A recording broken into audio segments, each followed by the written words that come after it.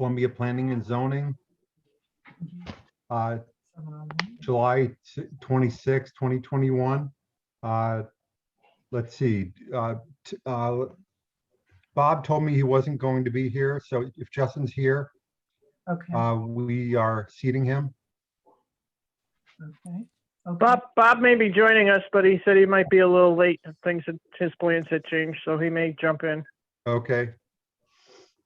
So we'll see who we have. Are you all Yep. set with that, Flo? Yep, I'm all set. Yep, we Okay. have one more person coming in. Bob wasn't here for any of the Hop River discussion. Okay, he may have listened to the, Yes. he had. read the minutes or listened to the online. We don't Yeah. know that. We'll ask him if he is going to be participating. So first up, any changes to the agenda, Paula? None? Okay. The minutes of July 12th, 2021, I read them. They seem complete and accurate. Any corrections, changes from the commission? I'll make a motion that we accept the minutes of July 12th, 2021 as presented. Do I have a second? Second on that. Okay, thank you, Alex. Any discussion? All those in favor, either say aye or raise your hand or both. Aye. All right. Any abstention? Anyone against? Any abstentions? Okay, that would appear to be unanimous. Next up is an audience of citizens. Is there anything anyone would like to bring up to us that isn't already on the agenda? Just so you know, Walter Tabor had called me about some questions he had about an interpretation on our regulations, and I thought, I can't really tell you much. I think it's something to throw in front of the commission more as a question, and likely so that we don't take a lot of time this evening. My suggestion to him was to give us a summary of what he had questions about, and then let us consider it either offline individually or in the second part of the meeting, and then come back maybe next meeting with a perspective, if any, on that. So I'll ask Mr. Tabor, you were going to bring something up? Yes, can you hear me okay? Yes, we can. Yes. Good evening, folks. Walt Tabor, 544 Route 87, Columbia. The matter is, it's one that involves solar. And having been on the commission at the time that solar regulations were written, I have some knowledge of it, and recognize that the question that I'm going to pose to you, or some of the questions I'm going to pose to you, are outside of what I think the intention of the original right of the regulation was. So I'm just kind of throwing that out there early, because I don't want it confused that I'm trying to manipulate or squeeze something in that isn't intended to fit. Essentially, what's happened is that a solar company has come to Columbia seeking to do a 3 meg, which was a pretty substantial power generation in Columbia. They've investigated using the regulations that are in place. They've met with the Board of Selectmen, they've met with the tax assessor, and they've signed an agreement both with the landowner, the town, Board of Selectmen, and they've moved ahead assuming that the regulation that was in place permitted what they want to do. As part of the application process, this 3 meg system had to be applied to Eversource to see if Eversource would be able to handle that amount of power generation. The power generation is, in the opinion of Eversource, too big for their aging infrastructure, in that their substation can't handle 3 megs. So they went back to Eversource with a smaller application, and Eversource has agreed to, I think it's just over 1 meg, but for the sake of discussion, a 1 meg system, which is about a third the size. So the substation's able to handle it. Knowing that, down the road, the upgrade of that aging infrastructure may allow more, but that in the meantime, their going to move ahead as a 1 meg application. Well, the application as a 3 meg system is strictly a siting council issue. So if it's a 3 meg system, it is by law, goes through the siting council, and I guess it takes a lot of variables out of it. The town would in fact be privy to it, wouldn't really have a lot to say about what was, how it was done, whatever. But that's not a piece of the puzzle that I'm that dialed into, so I don't want to speak out of the realm of what I do and don't know. So I don't want to say too much on that matter. But the matter of the fact is that as a 1 meg system, the law differs in that under a 1 meg system, the solar developer, the solar company, has the option of going to the siting council or going to the town. Because it's a 1 meg system, it would normally fall under town jurisdiction. Now, as they're doing that, and they have used what they know of the regulations and what the opinions of their attorneys and their application and this and that, have felt along the way that our regulation that's in place had a provision for what they want to do. As the application goes further, our town CEO, Connie, has come with the opinion that the only way that a solar system can be approved by planning and zoning is if it is an accessory to a primary use, which is exactly the way the regulation is written. And when we wrote the regulation, we wrote it assuming that the systems would be attached to a dwelling or in some way powering a dwelling. But I'm not sure that we didn't consider the other. This was probably a year and a half ago, 2 years ago. In any case, so her opinion that the power has to be attached to or be connected to the primary use is not directly in the regulation. It just says that it must be an accessory to the primary use. The primary use is the dwelling, or in this case, the winery that is on the premises already and has been deemed the primary use thus far.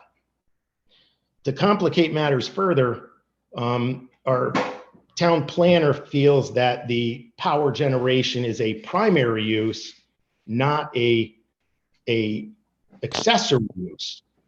So what I'd like to have the commission do is look at the regulation that's in place, knowing full well that it really wasn't fully written for the situation we have, and see if this isn't something that fits.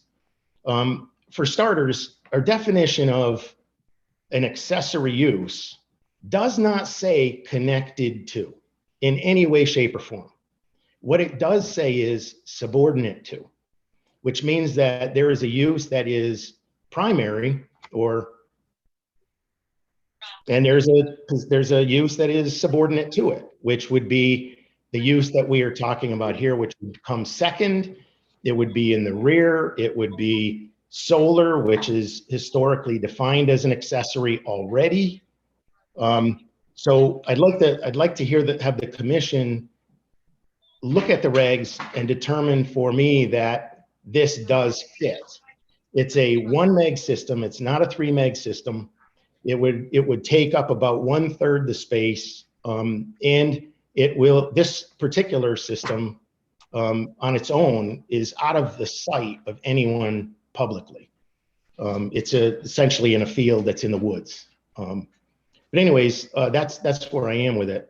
So, can I suggest something here? Please. If you could give us the best compact written summary of what you think the question you're posing to us is, I'll have that redistributed to the commission, And what I'd like to propose to the commission, instead of getting into any kind of detail on this evening, unless you have a specific question of Mr. Tabor, I would suggest that we take in whatever he's going to send us that's written, and that we put it on our agenda to have a discussion about the question posed from the public at our next meeting. Does that sound like a logical approach? I'm asking the commission members now. I think we Yes, need to all read the regulation and gain a much more accurate and in-depth and more up-to-date perspective on what we think. And I'd rather see, and this is just a suggestion, that we get something that basically summarizes what it is Mr. Tabor is asking in brief terms, 3-4 sentences, if that's possible. And then that will get redistributed to the commission, and we'll have an agenda item next meeting. Could I suggest also that the location of this solar field be included in that statement, so we know where it is going to be? I think that's a great idea, Alex. Well, Rick, the challenge with that, Rick, is that this is not unique to an application. This is more of a zoning issue in general than it is a site-specific issue. And I think it's more an interpretation question that I have, because the interpretation is an interpretation of the reg, not an interpretation of how it fits this site. Okay, Right. so, all right, I see what you're saying. I'm afraid it would But prejudice. to the extent that we get to have some illustration of what the practical aspect of it is, maybe we can leave that for our discussion at our next meeting. I'd be So- happy to provide it. I'd be happy to provide it. And furthermore, if the commission has anything further that they think I need to provide tonight by way of explanation, or do they have a pretty good perspective of what I'm kind of asking? I'm posing that question to the commission now, if they'd like any other information. If you could get us something in writing rather soon, so that I can get it out to the commission, so that if there are questions that they would like to raise and maybe ask more information, to have more information, we can get that request out in between this meeting and the next meeting. And then let's just have a discussion, and maybe we will come to a perspective on this, or maybe we won't. But I don't think rushing it, and I didn't want to occupy a large segment of time at this meeting with this discussion, because we have other business. We have the Hop River subdivision coming up, and I wanted to move into that in a reasonably timely fashion, just out of respect for the applicant. And we have other business on the agenda, and I want to get through that. You know how I love 1-hour meetings. 10 minutes makes a better one, doesn't it? Yeah. So that said, okay, I think we understand the question. Anything the commission would like Mr. Tabor to provide between now and the next meeting? And do you agree with me that that's the best way to approach this for the time being? I don't hear anyone dissenting, so I'm going to assume that that's the way we're going to handle this. We will have a discussion as an agenda item on our next meeting with a question raised from the public about suitability of our current regulation for conceptually for a use. With And regard some clarification of our regulation might be the better way to put it. with regard to the earlier point of where is the site and what does the site consist of, I'm going to provide that to you as well. And at your discretion, you can distribute it if you think it's pertinent.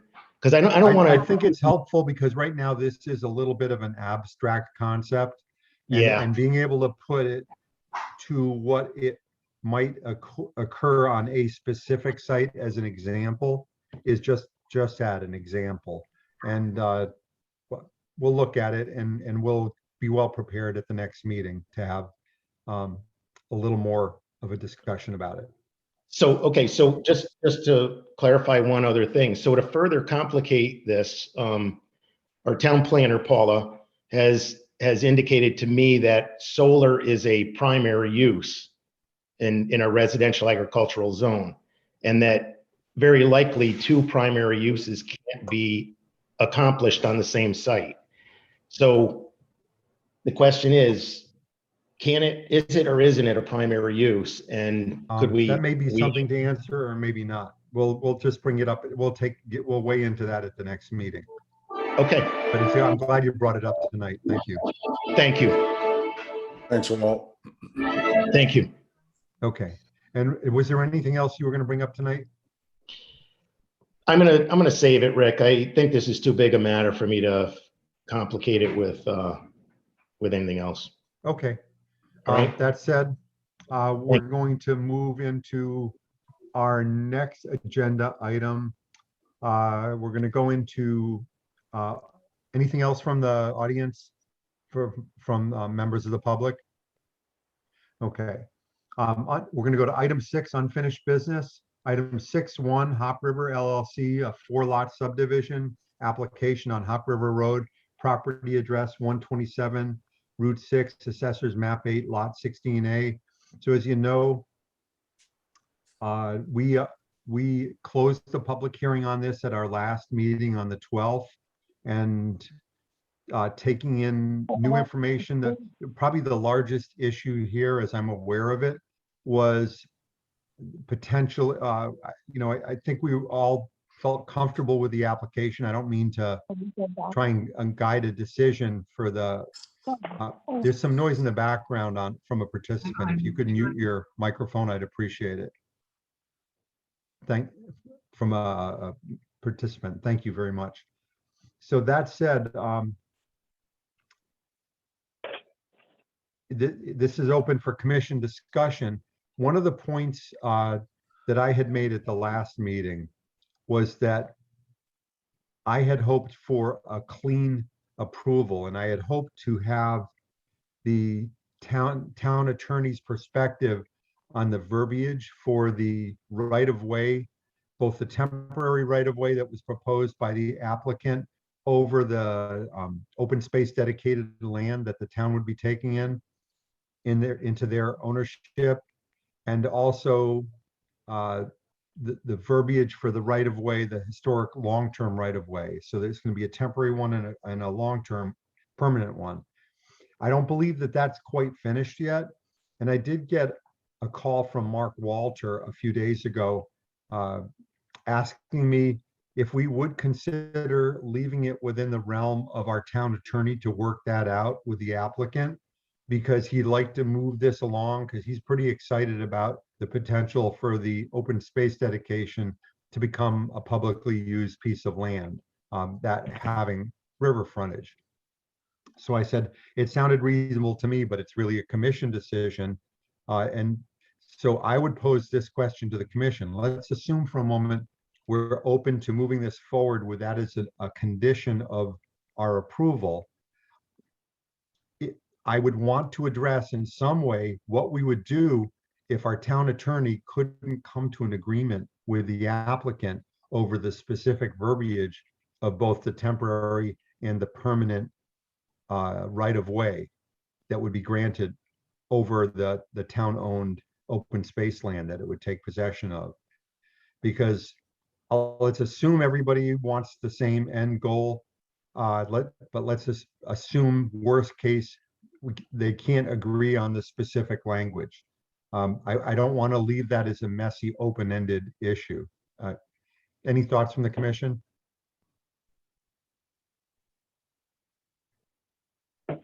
Rich? I'm a little concerned about leaving that open-ended. Okay, I understand. Rich had his hand up too. Anything else, Vera? I want to make sure we cover any points you have about it. No, that was pretty much about it. I think that's a lot to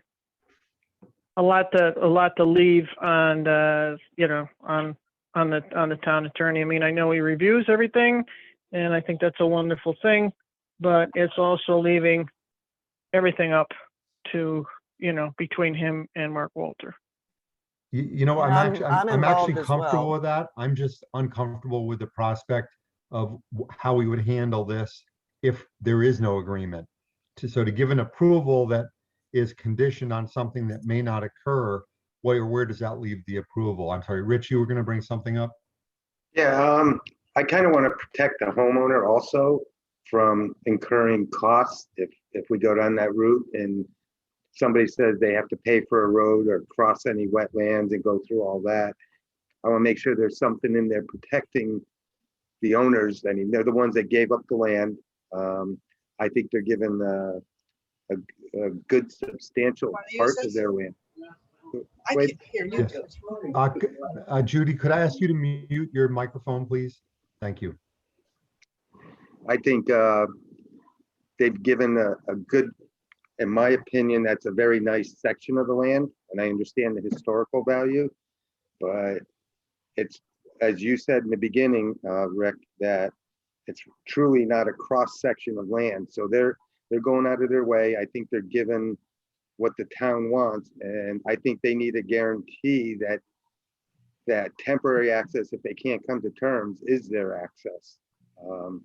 I'd be afraid if we left it to them, and after they get everything going, they could get, you know, added costs if they want to keep it there. If they mandate that they pay for a paved road, or they have to cross a wetland, the permit process, they would have to go. I'm just looking for protection. No, It's gonna the go town's both already, ways. Rich, the town has already agreed that they're gonna cover whatever cost to gain whatever approvals necessary for that. Well, You know, last as week- best as I, Last week, there was no guarantee that I knew of. Is that something that was brought up in other conversation? I'll ask Paula Stahl to weigh in to see if she knows more about 'Cause this. I We really remember- can't- I remember we were talking about them coming across the wetland and how much that would cost them in the permitting costs and how much time it would take for them to go through that. And it's Remember was that? my clear understanding from Mark Walter, and I don't remember whether or not Paula Stahl weighed in on it, but clearly the town is assuming all obligations and responsibility for getting that done. So there's really no burden on the applicant. I think has the real question, I think the open-ended question that I have, and I haven't reviewed the approval language that's out there for us to consider. The real question is that we don't have the exact verbiage that the town attorney would be approving and in favor of with regard to two things. The permanent easement that goes, let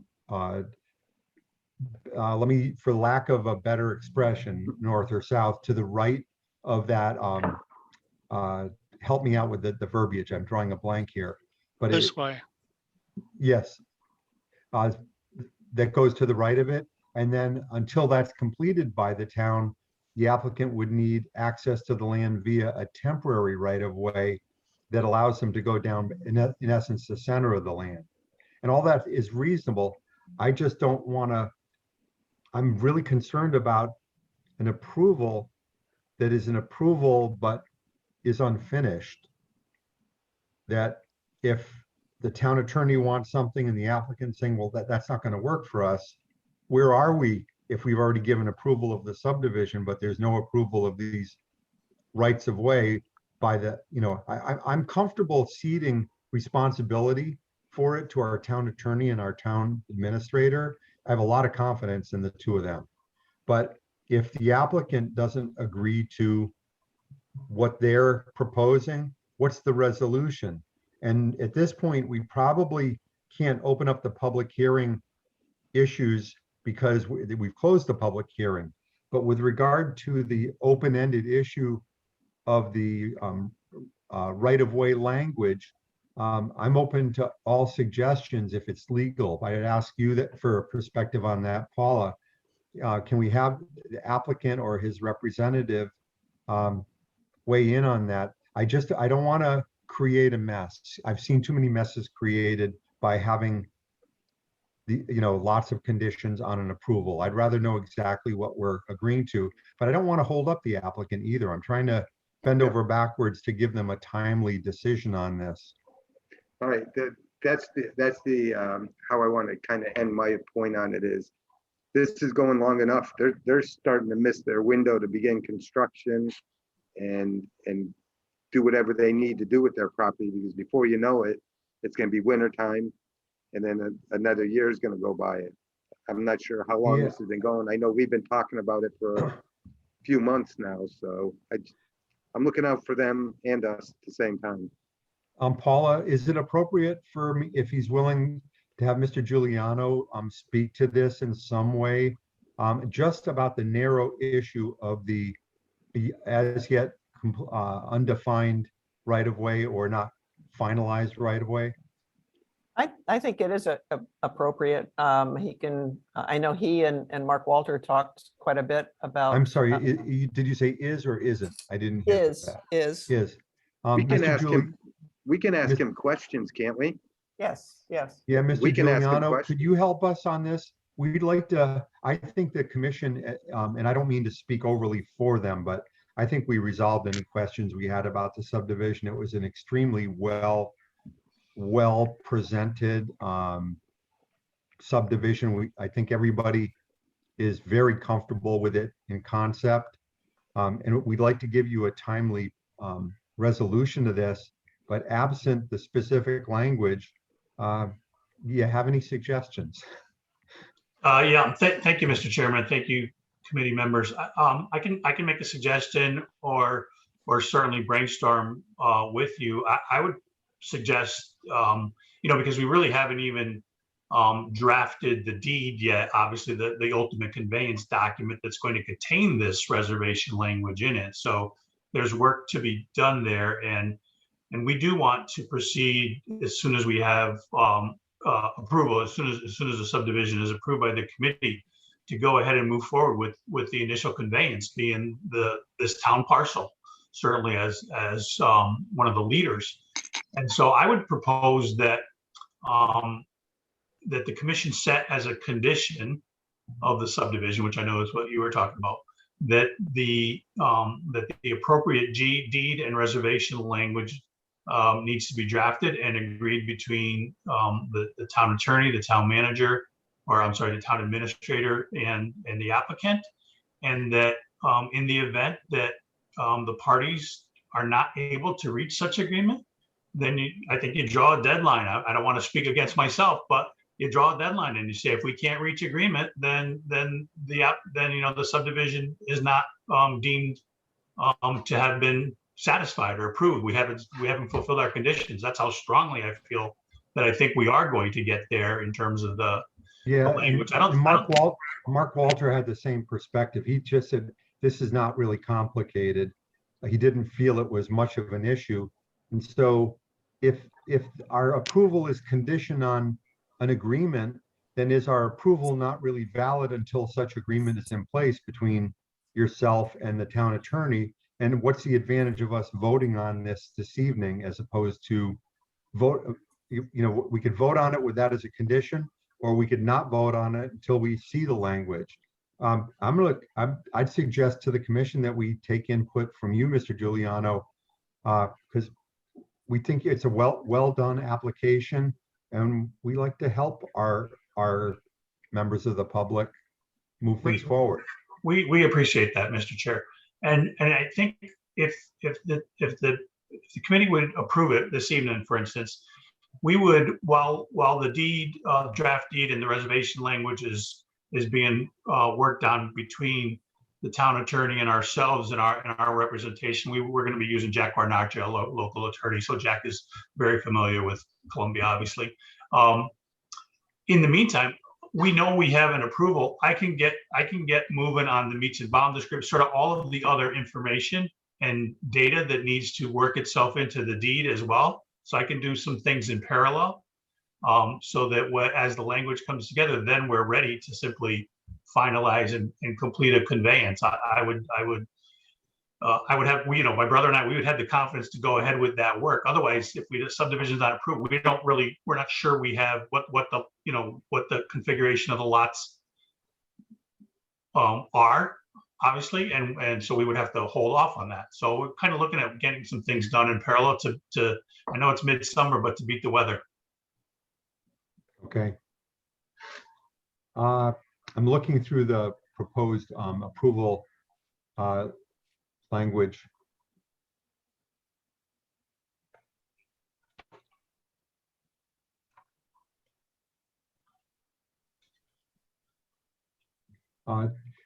So I'm looking through, bear with me a moment. I'm looking through the document that was prepared, the memorandum from Paula Stahl. And it's a fairly lengthy list of conditions. Do all of the commission members have access to this document? Do you want me to summarize it? It's in their packet. Yeah, do you have it on the memorandum?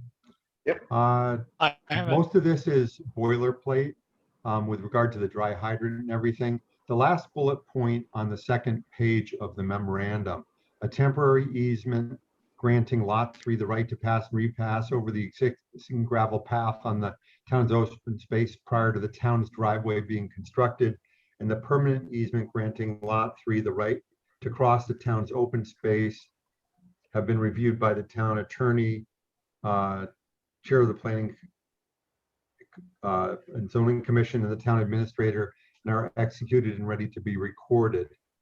Some of that language here, Paula, did we ever get a draft from Rich Roberts? I did get a draft and I responded with a couple, because this is not a normal easement type situation with the temporary, the permanent, and what's lot 3. And so I did get one today, and I made a couple recommendations for clarity. And I would anticipate that we'd have something in the next day or two.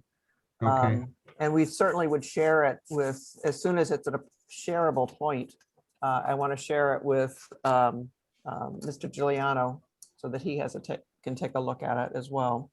So why don't we craft an approval of this subject to suitable language agreeable to both the applicant and the town, and I don't need to sign off on it. I'm very comfortable with our town attorney and our town administrator being comfortable with it, as long as they consult with you, Paula. Yeah, I'm in the middle of this, so. Okay, so as far as that goes, I don't feel a need for me to do it. If you want me to, I'll be one of the parties involved. I'm out talking to the commission now, but why don't we set a deadline of 2 weeks from now? And so that way we'll go into our approximate next meeting time with this completely resolved. Does that sound like a reasonable time frame for a deadline, Mr. Giuliano? I think so. I think we're at the committee's mercy. So anything you can help Well, us. no, speeding you're along. not. No, please don't take that perspective. We're trying to craft something that's reasonable. Paula, do you think that having 7 days to resolve this is reasonable, or might we need more?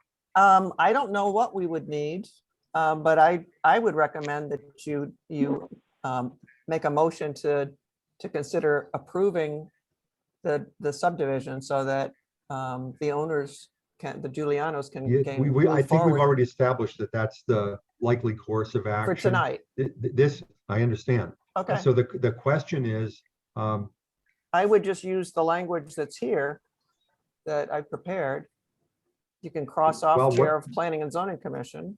so the language that's here doesn't address the concern that I expressed, that I didn't hear anyone object to my concern about. Rich? Well, I think if Mr. Giuliano is comfortable with the negotiation, if it stretches out any length of time, it's going to be, he knows what he's up against. I don't think we have to stipulate how long that is. We're basing it on these plans. I think that's between Mr. Giuliano and the town attorney and manager and Paula.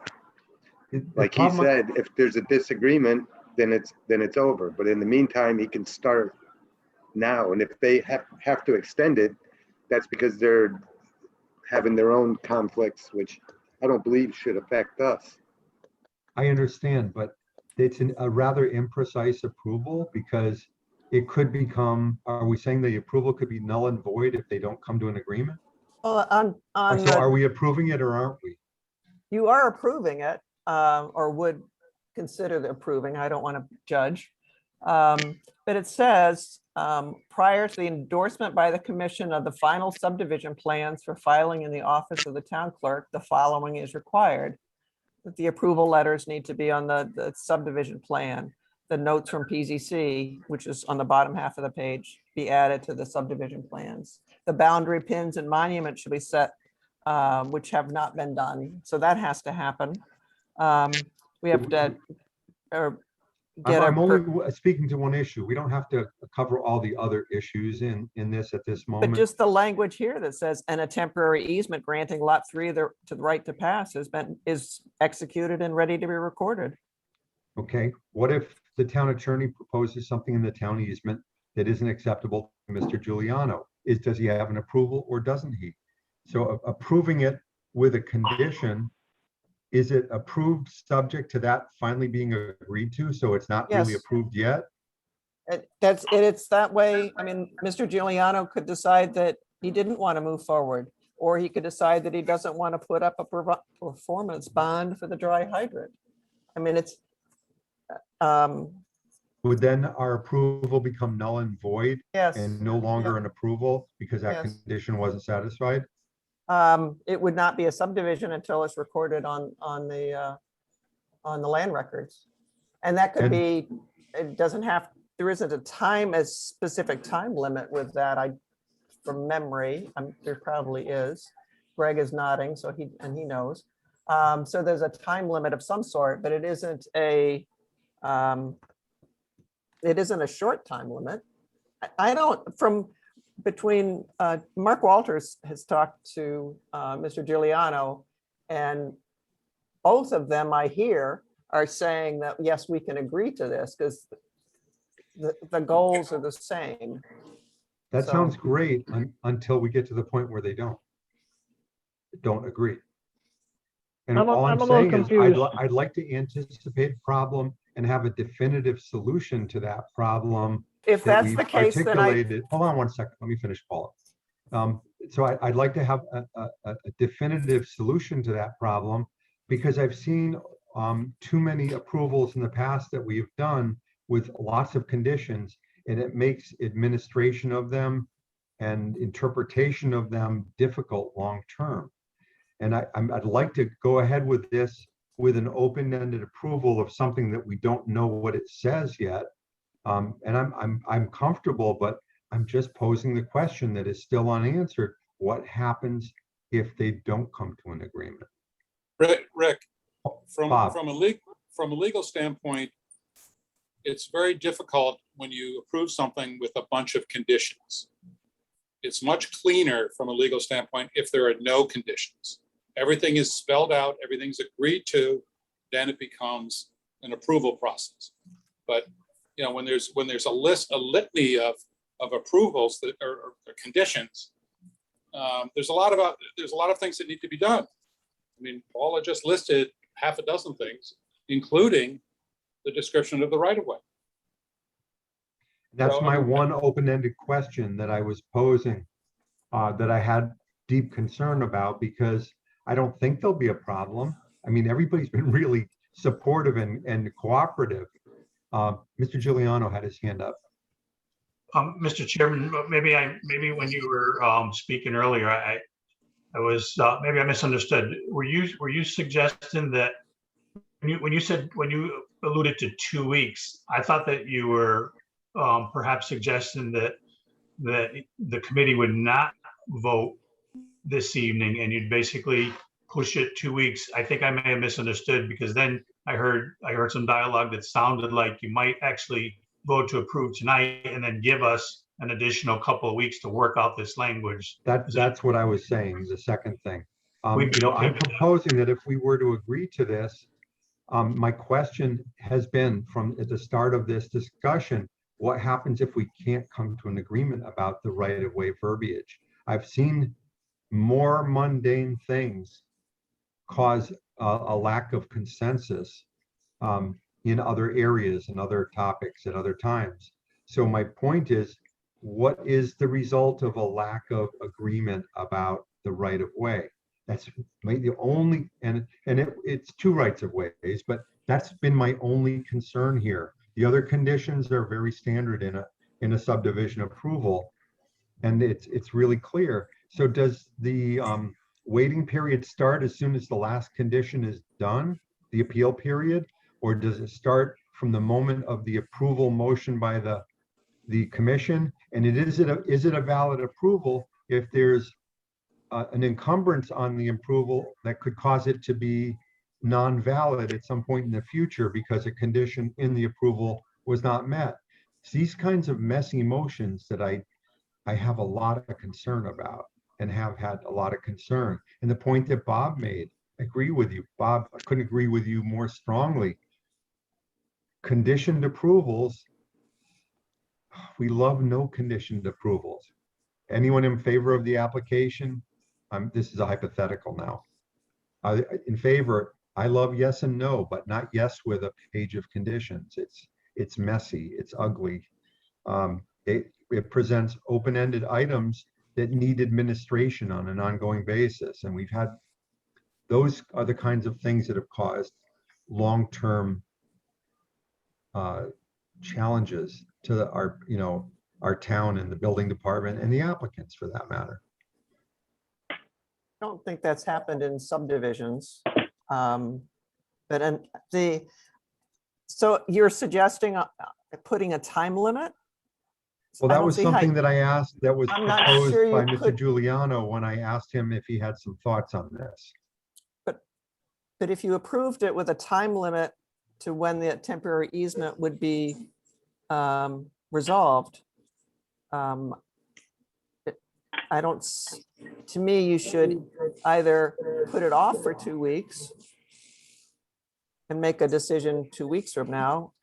In theory, and I think it's fairly likely, we will have the easement language ironed out and both parties will be comfortable with it. Otherwise, I would suggest that if you don't want to wait 2 weeks for that, I would suggest approving basically with the list that's here, that I put together here. I don't see how you can add a 2-week time limit to when in your approval for when the easement. I don't think you can put any time limit on it because we don't have either attorneys present to speak about how long it's going to take to iron this out. We're in the middle of the summer, people are on vacation, who knows what their schedule is going to be. So, and how long is it going to take for the other things to be done for approvals? I mean, There isn't anything else to be done for approval. I thought there were 4 or 5 things you just listed, Paula, that needs to be done. Well, the boundary pins, but they're not going to put boundary pins up until the subdivision is approved. The other conditions, Bob, are normal conditions. that Normal, we And approved. I realize that. But I think this one is a bit of a sticky wicket, if you want to say. It's just, everyone has good intentions. It's sort of like going into a marriage, everyone has good intentions. But what happens with 50% of the marriages these days, So I think everyone's intentions are good, but I just think it's really messy to have some kind of a condition like this that's lingering and basing the approval on this lingering condition. It's just a messy situation. I I have have a no question. doubt that it'll get resolved, but I felt honor bound to bring forth the concept that we have to consider what happens if it's not agreed to at some point in the future. Bob, you said it well already. I've said it. What are other commission members? What are your thoughts on this? I really want to give if you're all in agreement, I want to give him an approval of the subdivision tonight, but I'd be way more comfortable if we knew the exact language and the applicant knew. And I don't know that the applicant can really do anything before that language is ironed out. And I just hate to drag this out another 2 weeks, but I think that that's probably the most logical approach here and really impress on all parties. And I'm going to name 3 of them or 4 of them. The applicant, Mr. Giuliano, our town administrator, our town planner, and our town attorney, that we've got to get these things resolved in a very specific way. And Mr. Giuliano, I don't want to set you back 2 more weeks, but it was a lingering, nagging question, And I don't see a better way to handle it other than to just get the final language hammered home on the easements. Because even if we put a time limit, which I don't think we can do, but if we put a time limit on this approval and it's no longer approved if it's not resolved in 2 weeks, I don't think that's a real efficient. The only upside to that would be that if it does get agreed to in a week, the approval is in place a week from now instead of 2 weeks from now. I guess it's, I think back, Mr. Chair, and no disrespect to anybody here, we've had 2 weeks to get this done already and it hasn't happened. My fear, to be honest with you, is we go another 2 weeks and it doesn't happen again. And we still have basically an approval that's a contingent approvals. The town administrator and I had a conversation. I've talked to my attorney about this. I have not spoken with the town's attorney about it, but certainly the parties that we've spoken to say this is not a difficult legal lift here in terms of Well, that's what the establishing the town language for administrator this. said to me. But I would anticipate having another draft from the town attorney within, I wouldn't be surprised if it was tomorrow morning. I don't know what else he has on his plate right now, but I think we're very close. I do also. Commission members, any thoughts on this? Do I you have a share my question. concerns? Vera has a question. Hi, Vera. Go Hi. ahead. My question is, when we left this at the last meeting, how we closed it was that we were waiting for the wordage for the easement to continue. So my question is, why are we spending all this time tonight going over this when that was how we left it last meeting? We left it until we get the wordage of the easement, weren't going any further. I mean, that was pretty much point blank, I thought. And I know everybody expected it to be done, but it's not. So if that's what we said that we needed to go further, then that's what we needed. And that's what we still need. Yeah, I'm more comfortable waiting for the final verbiage. And I would put a lot of pressure on the town attorney to Right. produce it and to have the interaction from Mr. Giuliano's attorney. So Mr. Giuliano, you said Jack Bonaccia is your attorney in Willimantic. Yes. So I really wanted to get this approved tonight, but I don't think you could do anything with the approval until this is resolved anyway. And so I think the difference between us approving it with a messy condition and us waiting until our next meeting so we can approve it with this not as a condition, I don't think there's much of a difference in terms of timing for you. And we're trying to help you, but I've been down this path before, and leaving an open-ended issue like this undefined in an approval, I'm completely uncomfortable with. And that's why I brought it up. And I brought it up because it's been messy in the past. And it's, we have a really superb town planner now. But if tomorrow morning, Paula, you weren't there, whoever would be there after you would be having to deal with this. And leaving it not open-ended. And I'm not implying that there's any chance you're not going to be there tomorrow, Paula. I plan But- on being there tomorrow. I do, but what my point is, you have to plan you have to try and do the administration of this in a way that's extremely well thought out and responsible. And it's this is the way we're approaching this right now. I'm really uncomfortable with, for a lot of, I think, valid reasons. I think we just bite the bullet and then let's commit to getting this done 2 weeks from tonight. And Mr. Chairman, if that's the way the committee feels, I mean, we want this to be successful. I know that the town wants it to be successful. You want it to be successful. So if we have to wait another 2 weeks, we'll go another 2 weeks. And I want you to have the opportunity to go back and forth with our town attorney. If there's something in there that you don't like, I don't want there to be any issues that can't just get ironed right out.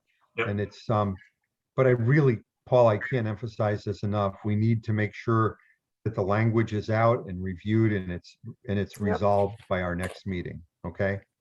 No, I can't hold his hand, but I can do just about everything else. When you say his hand, Rich Roberts. okay. Well, if it's going off track, I today yeah, I being will, Monday. I will keep following up with him. I'll keep And bugging well, him. I- Mark please keep me Walter, in- Mark Walter can certainly hold his hand. Mark Yep. Walter can hold his hand. Yep. Yep. Mark wants it done as much as I do and as much as you do. I told Mark that we would try to find a way forward. I still think the best way is to have the final language resolved. So if this is, not had substantial back and forth by the end of this week, please weigh in with me so I can bring some pressure to bear so that we have another whole week to make sure it's all done and well set up for our next meeting. Will do. Okay? And I'm assuming our next meeting is 2 weeks from now, but it might be a little longer. What? Flo, what's the spacing? And I got your message, Flo. August 9th. August 9th. It is 2 weeks. So it's 2 weeks.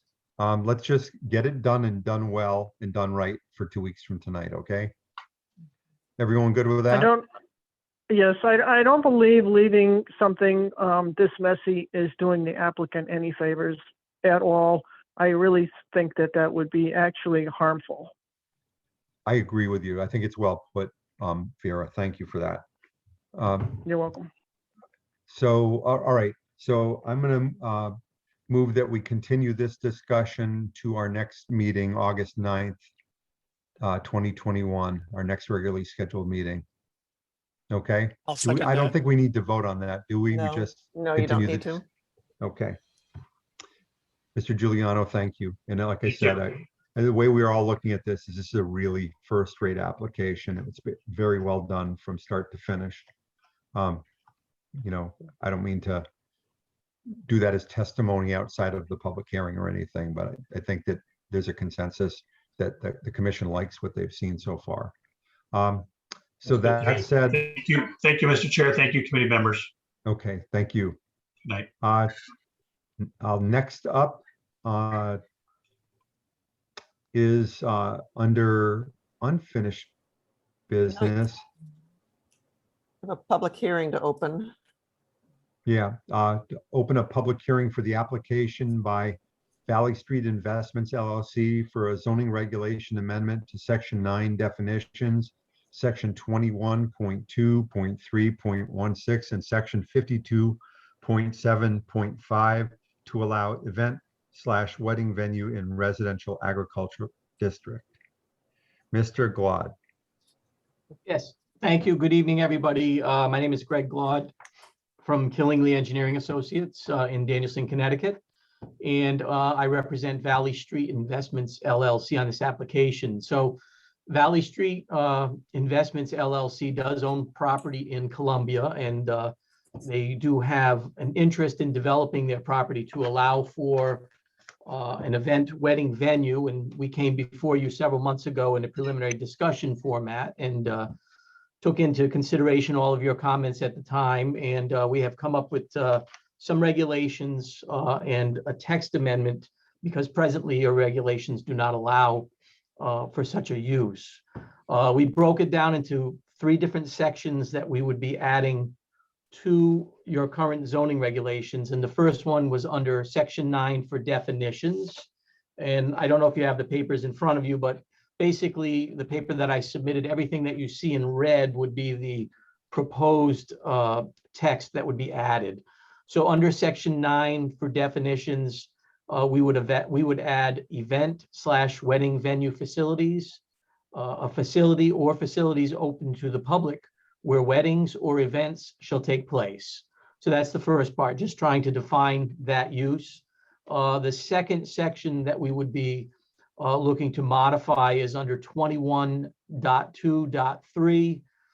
We would be adding a subsection 16, and this is under permitted uses by a special permit. And we would add subsection 16, which would be an event/wedding venue facility, subject to Section 52.7.21. That I would note is a typo. That does need to be 52.7.5. Paula and I think both picked up on that kind of at the same time. So that is something that we do have to change so it's in line with our next section. And then the final section, which is the really kind of the meats and potatoes of the what we're looking to do, is under section 52.7, special standards and applications to specific uses. We would be adding this 52.7.5, which is event, wedding, venue, facilities. And we have 10 lettered items, subsection letter items under that kind of go through the different areas. And I'm going to read those into the regulations. I'm going to read those into the record and give you just a little bit of background as to what we're trying to achieve. So subsection A would be lot size. We're saying the minimum lot size required is 25 acres. Again, we're trying to propose something that will fit into the zone and not go back, not go over in a negative way with neighbors. So we're specifying a rather large size so that can be achieved. Subsection B is attendance. The minimum number of attendees per event shall be 200, not including event staff. So again, also in keeping, we're trying to keep it to a medium size base or smaller and not have rather large events. Item C would be use separation. Outdoor event/wedding areas and reception building shall be located a minimum of 50 feet from a property line and a minimum of 300 feet from any residential building on an adjacent property. Parking areas shall be located a minimum of 100 feet from the street line and a minimum of 175 feet from any residential building on adjacent properties. Again, in keeping with trying to make this go along with the neighborhood that we would be fitting in, trying to give some decent separating distances there. Subsection D is event hours shall be limited to between 11 a.m. and 11 p.m. on Thursday, Friday, Saturday, and Sundays. There shall be no events on other days or times, and a maximum of 15 events shall be allowed per calendar year. So we're not proposing events every weekend, every day of the week. We're trying to keep it low key, again, so that we would go along with neighborhood acceptance. Subsection E is health department. The event/wedding facility shall require approval from the state and or local health department as required. Kind of common sense there. We just want to make sure that what we're doing is going to meet health codes. Subsection item F is noise level. Noise level shall not exceed those described in the Connecticut General Statutes, section 22A-69-1 to 22A-69-7. Specifically, decibel levels at the property lines in a residential zone shall not exceed 55 decibels from 7 a.m. to 10 p.m. or 45 decibels from 10 p.m. to 7 a.m. Again, we're trying to keep in line with the requirements of the state statutes. We're not going to be blasting music to all morning of the, all hours of the morning. So we're trying to limit it and also trying to limit the volume of it. So it's in the regulation, or it's in accordance with the town and with the general statutes. Subsection G is signage. One sign announcing the name of the facility at each street entrance from a public street is permitted. Each sign shall be a minimum of 10 square feet in area and a maximum of 8 feet in height. The signs may be lighted by a steady illumination from shielded light sources for up to 2 hours before the event until 11 p.m. Flashing lights are not permitted and a separate sign permit is required. Again, that one just kind of has its, is pretty straightforward. Subsection H is lighting. The site shall meet lighting standards of section 65.6. And that's your current zoning regulations spell out a lot of lights being cut off design, not having any glare or light spilling over onto adjacent property lines and shutting off at a certain time. So we're just specifying that we're going to meet those regulations. Subsection I is traffic safety. A drive entrance to the site shall be designed to ensure safety and ease of access to the public street or highway, taking into account grades and line of sight for vehicles entering and or exiting the site. If not located on a state road, the commission may require a traffic study be conducted to ensure safe travels between state road and the facility. Again, more common sense there. We have people coming in. We want to make sure we design it with safety first. And then the last item is subsection J, on-site parking shall be provided at 1 space per 3 attendees, plus 1 space for each staff member or employee. Permanent parking surface shall not be required. Parking is not permitted in the public right-of-way or road, and the commission may require parking attendants. Again, just trying to give some definition as to how parking will be handled in a general sense of things. Kind of some of the things that I wanted to point out on the application is we are asking for this to be considered under a special permit use. As you're aware, special permits are subject to a public hearing. They'd be more site specific when that site comes before the commission. And there's a number of criteria that is in the commission's hand for deciding whether the application is approved or not. And I think there's a little more leniency as to what you can ask of the client. And we certainly, property values and it fitting in with the neighborhood are some of the things in those criteria. I just wanted to point that out. And really, that's what we're looking to do. I would turn it back over to you, Mr. Chairman, and I will be glad to answer any questions. Let me open this up to commission members for any comments or questions, and I'd like Paula to weigh in. I had a few questions to pose, but I want to wait to hear what everyone else on the commission has for questions about this, and then we can open it up to the public.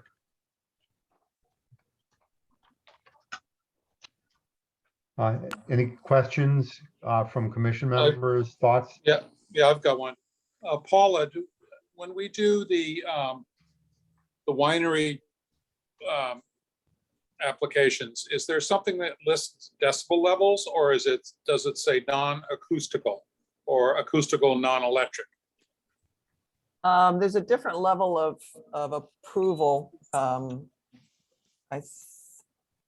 believe for I was trying to look it up on my phone, but I couldn't find it. yeah, and I don't have the regs handy here. I did go through when Greg first showed this to me. I did go through the winery list and made a comparison and made a couple of suggestions to Greg.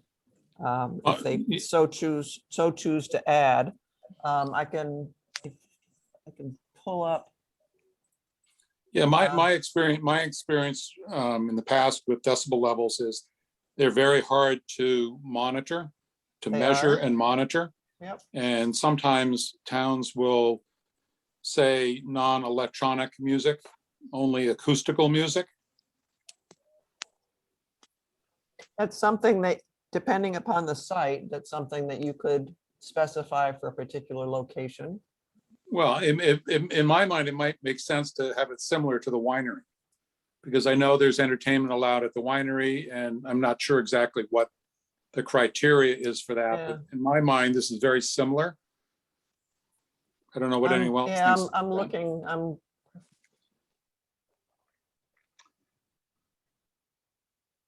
Amplified sound more than once in any calendar year is prohibited, although I'm not sure that that's the case, unless it can be reasonably demonstrated to the ZEO that the use of such system will not create a nuisance to the abutting properties or residents.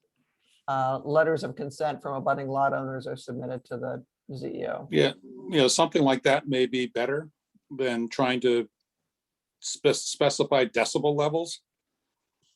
Where's it being measured from? Is it being measured at the property line? Is it being measured at the adjoining property? Yeah, and the house, is it measured on the street? You know, it's ill-defined. So something similar to what we have for the winery might be more appropriate for this. So We you're also- saying, if I may seek clarification on that, again, this is Greg Laud for the record. So you're saying there would be no amplified sound allowed and only acoustical? I think our definition does say that would be measured at the property line. I'm not sure if all weddings are going to be acoustical. I'm not sure if that would be feasible for what the applicant would be proposing here. And it would be measured. I think you need to talk to the applicant about it. I mean, this is what we have for wineries, and in my mind is a very similar type of venue. Okay. We Yeah, do certainly. allow it for the I mean, just a wineries. suggestion, you know. Mhm. The other thing you haven't addressed as far as the music goes is difference between indoor and outdoor. No, I did not. I just addressed it as a measuring at the property line, that it would not be allowed to exceed that. And those Well, decibel what are- levels, the decibel levels that that are spelled out in the general statutes, between 40 and 50 are the difference. Between 40 is sort of suggested would be something of a babbling brook, and 50 would be what would be considered light background traffic. Yeah, the problem is that our zoning enforcement officer does not have a meter to Mhm. measure decibels. And that person's not going to be available during the event to Yep. measure decibels. It's going to be after the fact when somebody makes a complaint, and Yep. then it's history. So, All right, and it's something I can certainly get some more clarification from the applicant on. One Any of the, The other Other- question I had regarding the noise level is your noise level where you're talking about your decimals lists from 7 a.m. to 10 p.m., but yet your event hours under letter D cites between 11 a.m. and 11 p.m. So you've got a conflict there. Is that Yeah, on no, purpose? Do you that- plan on? That's a good point, Vera. That certainly they should align up with each other. Certainly something we can change in there. It should match up with the hours of operation or the hours of events. I don't know how anybody felt about the signage of having an 8-foot high sign in a residential zone. Anybody want to weigh in on that one? I would. No. 8 foot is only the height of the top of the sign, if I'm not mistaken. And if you take an average height of a car, you want it to be just above your sight lines so that you can read it and still pay attention to the road. It's the square footage that I think has more of an issue, or if you're gonna, go extremely high and you start getting into pylons and stuff. But I don't think he's in that Right. category at all. I would defer to you every time on sign issues, Rich. Well, That's a real I was easy- hoping he would weigh in. Well, I like to give somebody a chance, A couple thoughts. There's a big item. There's a big item here that I don't believe they have addressed when it comes to an event or a wedding. Food preparation, food serving, cooking. Is it going to be catered only like the wineries? What are we talking about here? I was thinking that would be more of a case-by-case basis as the special permit came before you, but if you would like to see something in your overall, we would be thinking catering, but I kind of left that open at this point, open-ended.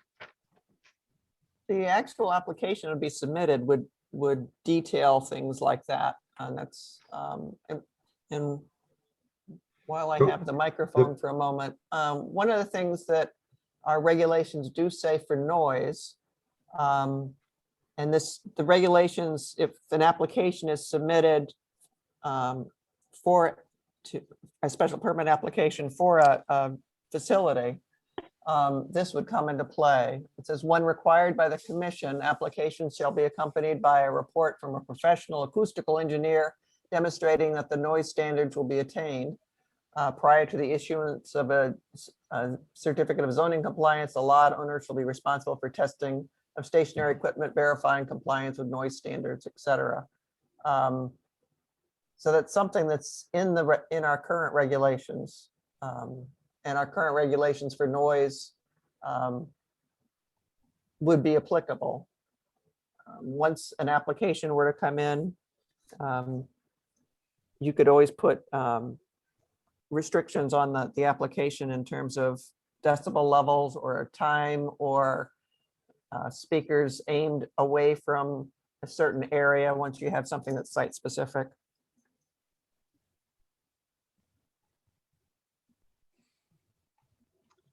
Any other comments from commission members? I had a few questions and comments. Yeah, I got a wanted to- question too, and that is it anticipated that this is going to be a building so that the music and the noise is going to be generated inside a building, or is this going to be outdoors? It may be either. It may be either way.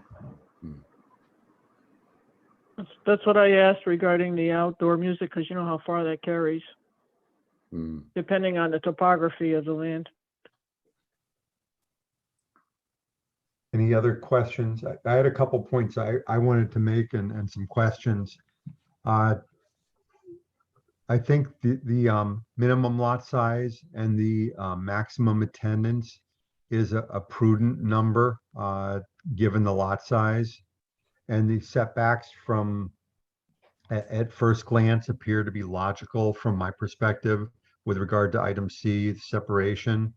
The event hours, all that makes a lot of sense. You know, I'm going to skip forward to noise levels and probably just apply after, maybe use the term after 10 p.m. The decibel level would be 45 if we get to that point. But let me go back to the item D, event hours. Thursday, Friday, and Saturday and Sundays, there shall be no events on other days or times. Okay, so we have a property here that is now become very event focused in its definition. I take another hat off. We not only represent the town, I think we represent the interests of the public. And a member of the public would be somebody operating a venue like this. I think limiting it to just 15 events per year is not necessary. I think some limitation would be appropriate, but I just don't see that we need to limit it, especially if we're going to allow year-round use of this facility and there's going to be indoor only events. So I would suggest maybe 15 or 20 outdoor events. And if an event is entirely conducted indoors and all of the parking is in permitted parking areas, that isn't subject to that limitation. So that this event center, what about a corporate conference for 40 people where they want whatever physical facility this event venue has, and they want, and the event venue wants to offer it in the wintertime, entirely indoors. I think the limitations are great, especially with regard to outdoor events, but I don't want to completely constrain. You know, when we had the winery regulations come forth, I thought that they were too restrictive for the winery. So I think it's important to not shackle a local business with restrictions that are not needed. That's my point I would make. I would ask the commission to think about, well, how do we make this, if we're inclined to go down this path and accept this proposal, how do we make this ever more commercially viable for a member of our community that would be operating it? But you're forgetting that this is not a commercial entity. Oh, it every bit is. It's just in a residential. Well, in one residential. respect, it is. But on the second respect, you're talking about in a residential zone. I understand. So you know their limitation on the giving number of, giving the special permit. I understand. So I'm just giving my thoughts that I think that there are ways we could make for a better potential for success of somebody who proposes this, with possibly less restrictions if they're prudent in the context of them being in a residential zone. I don't have a specific concept in mind. I'm just saying what's reasonable, you know, and I think that they've been a little bit conservative in what they've proposed especially if there's smaller scale events that are entirely indoors. There's a- Do we there's a- allow there's a them to very- occur? There's a very fine balance that I think we need to strike between what you're talking about, Rick, and thinking about the operator of this facility and the adjacent property owners. It is, Absolutely. again, it's a residential zone. I think we really need to focus on that. I'm inclined to agree with you. Maybe more indoor activities are more permissible than outdoor, but you still have the traffic to consider. I know that if there's a 25-acre piece of property right across the street from me, and if this was happening across the street from me, and there were 50 or 100 events every year indoors, I would really be upset about the traffic. You bring With up a good 60 point. cars at a time. Yep. No, you bring up a good point.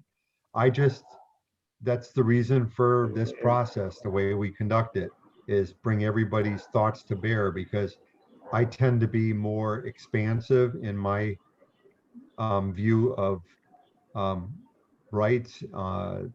And what we do is we impose a level of control to protect people's right to sanctity and quiet enjoyment of their property. And so all I'm saying is I think some sort of expansion, if that's something that would be desirable for a potential operator of this kind of event, some reasonable expansion of it past the 15 events per year if they were much smaller scale. Not an unrestricted number, but maybe it could be 30 events per 15 additional events or something like that if they were entirely indoors and had no more than 60 attendees or something like that. But Rick, the applicant has obviously done some kind of a business plan and has decided that this is the number they want. Why should we expand it if they don't want it expanded? They should Because know it more makes about their sense for business all than we do. All Yeah. potential operators of such an event facility in town. I don't know. I don't take my hat off, say, well, how little can we give them? I say, It's not, what it's is- not, but Rick, it's not how little we're giving them. This is what they've asked for. I understand. I just, You know, if they wanted My- more, my- they should have asked for more. all right, Uh, I'm listening. A point. St. Yes, Al. Clemens in Portland started out just as a business to have a place for seminars and small groups to meet, and then expanded into weddings. And I would imagine there would be, once this business goes, and they would probably be coming back to us to say, can we expand this to, say, groups that want to rent a place for a meeting of 20 people, 30 people for some kind of workshop, training program, seminars, whatever. So I foresee that coming down the road. Okay. Well, and I would say to that again, Greg Lord for the applicant. I mean, the applicant does currently own another wedding facility in Hampton, Connecticut, which is a much larger facility. That's where they have their larger weddings and indoor events. This is more of a side area, a smaller scaled operation is what he planned here, and only up to 15 events a year.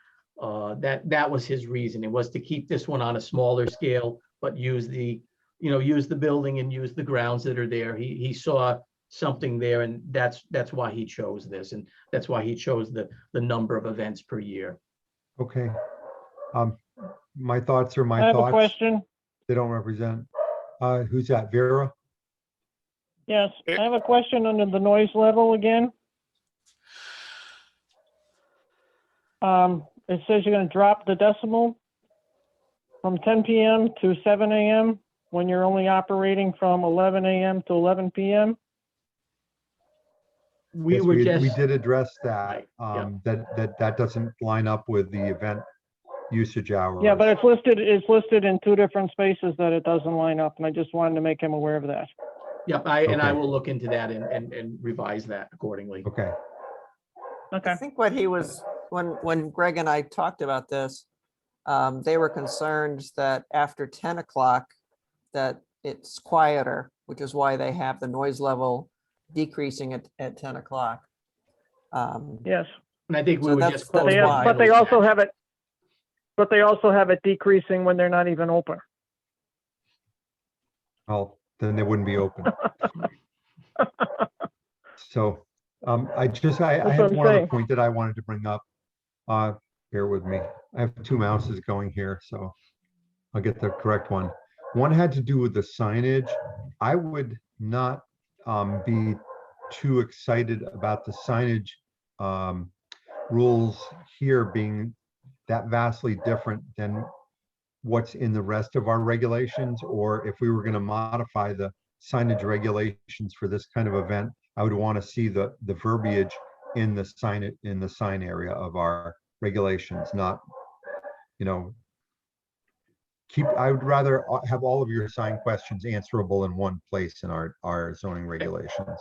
Yep, I understand that. That makes sense.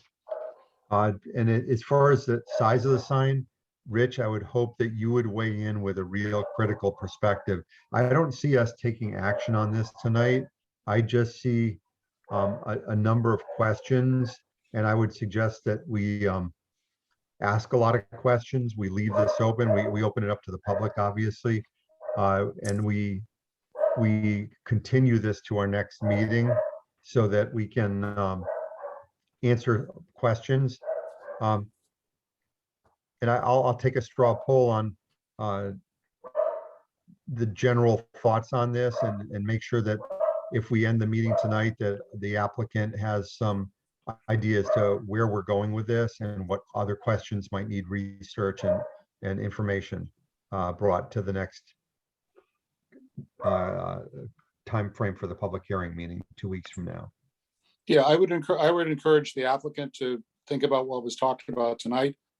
Maybe modify the proposed regulations accordingly. And I mean, I look favorably on it with conditions that we've talked about tonight.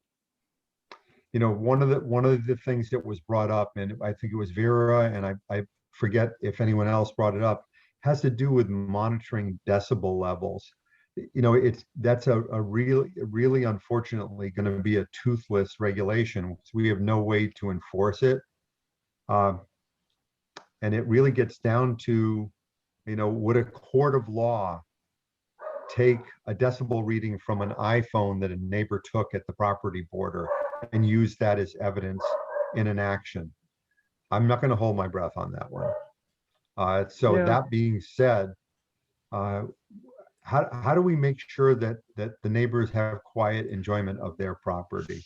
Yep. You know, I and understand your concerns and we'll definitely discuss these with the that's applicant. something that maybe Yep. is our biggest. So I think the two biggest concerns here is the volume of traffic, and you talked about attendance, maybe for events where everybody's coming and going at primary entrance and departure times, you know, making sure that their traffic is not an issue with a traffic attendant out Yep. on the street is one thing. I think that's a very prudent stipulation to have in there. And then the other has to do with noise at the the boundary of the property. Some way that I know I'm throwing a lot on the applicant, but I just don't. It's the one thing that we're powerless to enforce.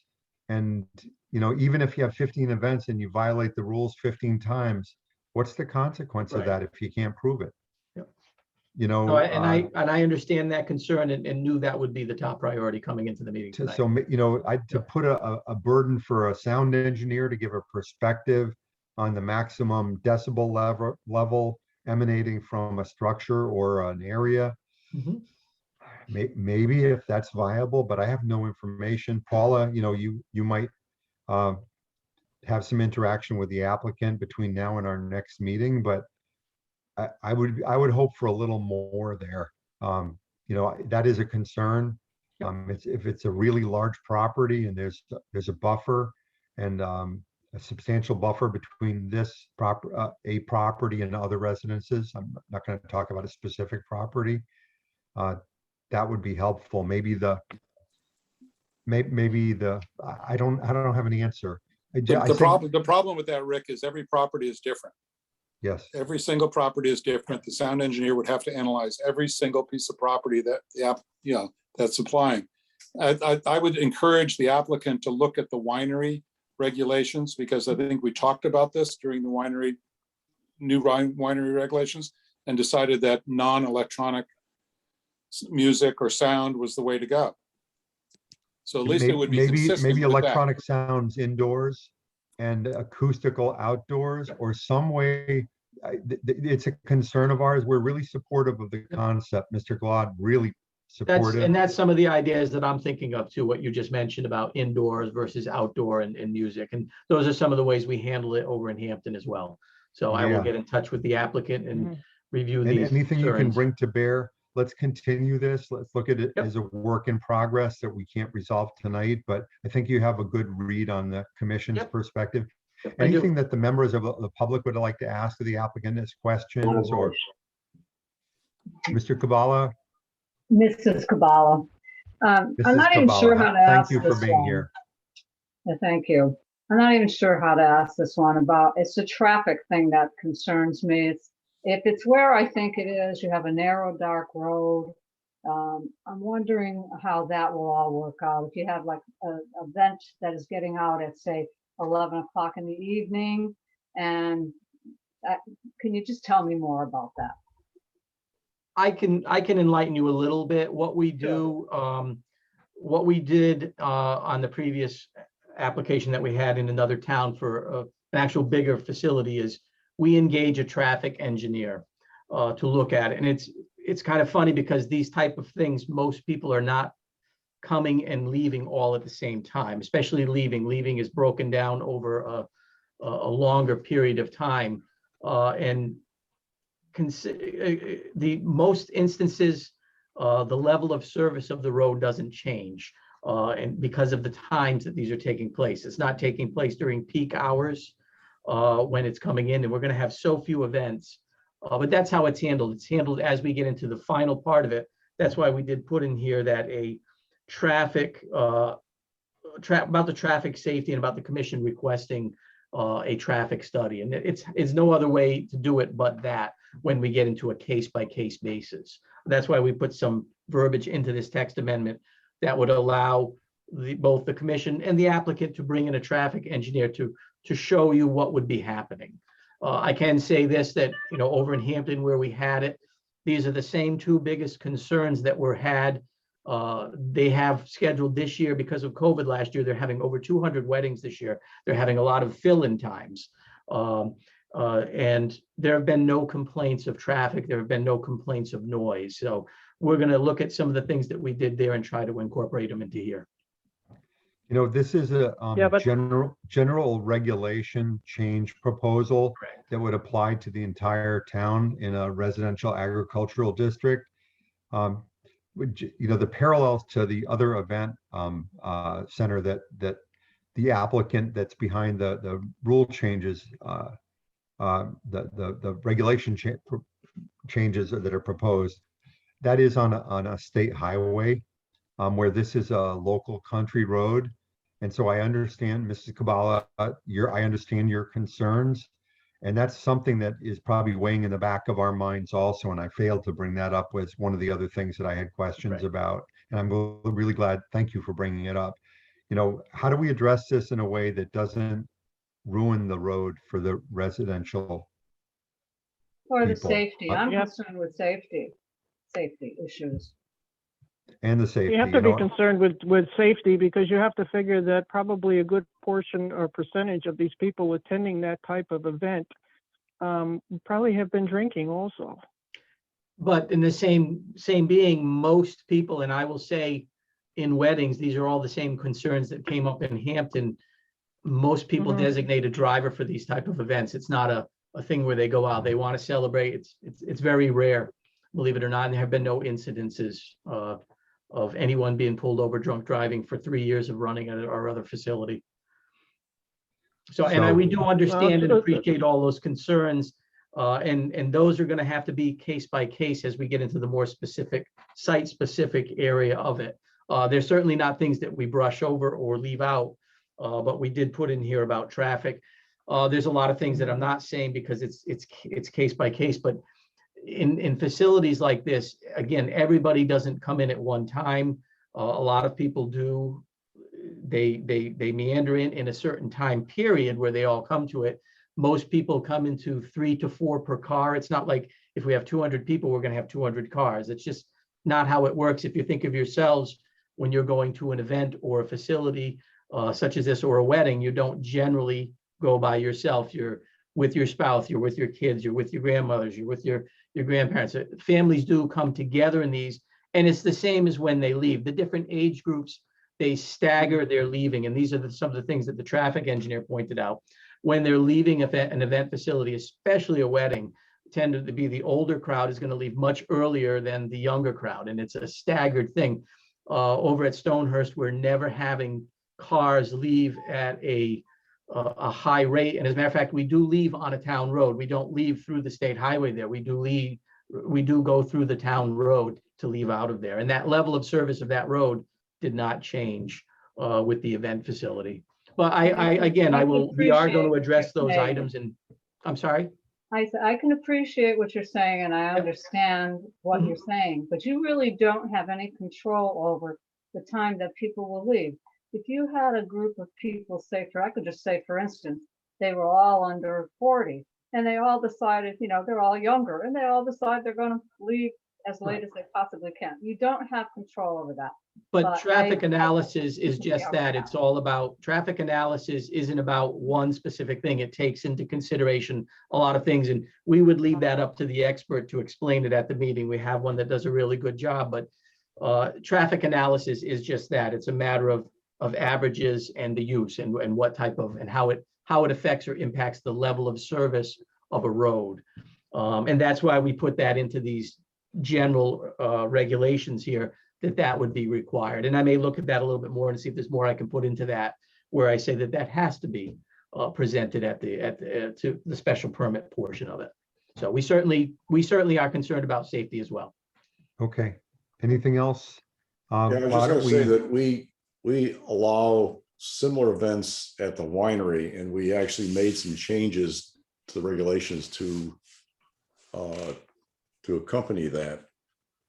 So I guess it would just be worthwhile. I think like some of the issues like noise, like traffic and stuff like that. I don't recall specifically how we addressed them, but I thought, for instance, I thought we had a notification. If they had an event, they had to notify the town. There's some issues like that. We at least ought to align this up with what we already have addressed for the winery. Yep, I'll take a look at that. I also believe on the winery thing with the additional use of the events, that it was a not re-inspection, but re-examination of their permit to be able to do this. It was also on a limited basis with a review for a renewal. So people keep that in mind as well. The winery is on a 2-year renewal.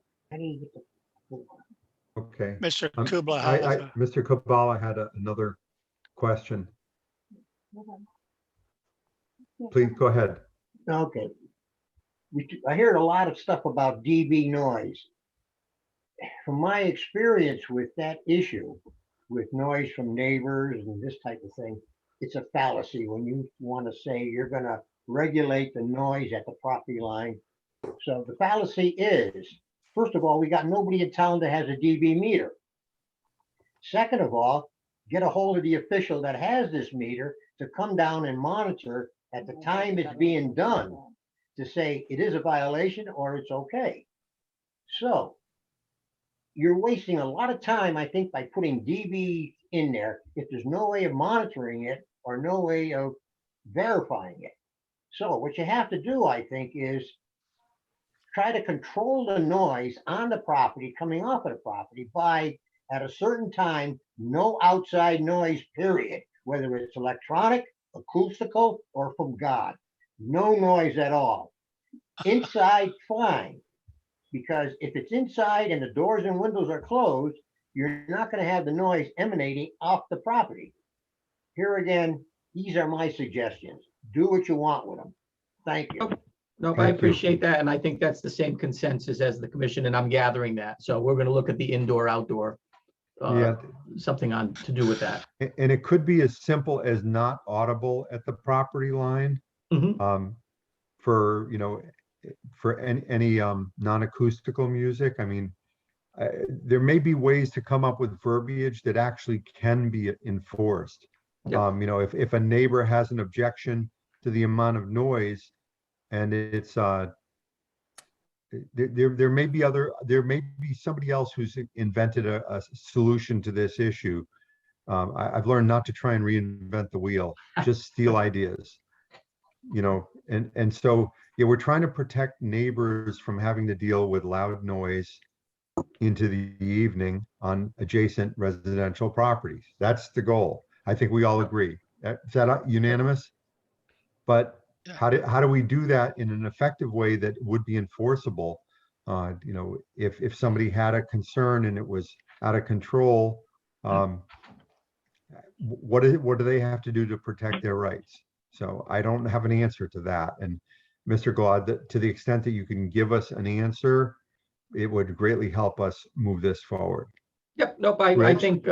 think taking it back to the taking it back to the applicant Okay, and next. going over this, we'll come up with some ideas. Rich had a question. Well, I actually have a little statement. They do make pretty good decimal readers for iPhones and Android phones. I've had to use one in my shop because of noise with neighbors and stuff. And they're not as accurate as the $300 ones, but they're pretty good accurate to let you know you're well above some levels. So it is very possible to read a decimal Okay. reader. All right. Is there anything else anyone wants to cover tonight? You know how I like to move things along. It's a hobby of mine. I'm gonna move this. Let's continue this public hearing to August 9th, 2021 at our next meeting. And if anyone on the commission has any thoughts or information they would like, please get it to Paula and I'll make sure she passes it along to the applicant. And I think this is, thank you for your effort tonight, Mr. Glad. Appreciate your And time. thank you, everybody, for their time tonight. All right. We'll see you in 2 weeks. Okay. Thank you, everybody. I'm going to go back to the agenda. Okay.